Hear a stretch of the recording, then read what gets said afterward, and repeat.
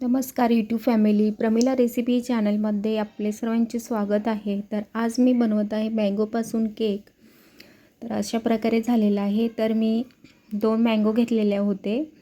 तर दोन आंब्यांना सारखं चांगलं स्वच्छ धुवून चिरून घेतलेलं आहे आणि बघू शकता असं मी चिरून त्यांना चाकूच्या सहाय्याने असं कापून घेत आहे आणि चम्मचने त्यांचा पूर्ण गर काढून घेतलेला आहे। तो मिक्सरमध्ये टाकून थोडा एक्स्ट्रा रस बनवलेला आहे।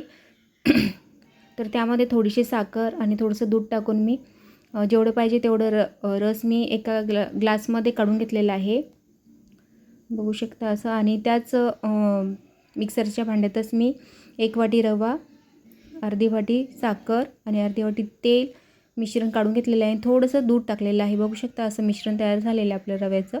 आणि थोडंसं बेकिंग सोडा, बेकिंग पावडर आणि त्याच्यावरती थोडंसं दूध टाकलेलं आहे फेटण्यासाठी। बघू शकता अशा प्रकारे मी त्यांना फेटून घेतलेलं आहे आणि थोडं 10 मिनिटं मी रेस्ट करण्यासाठी ठेवलेलं होतं।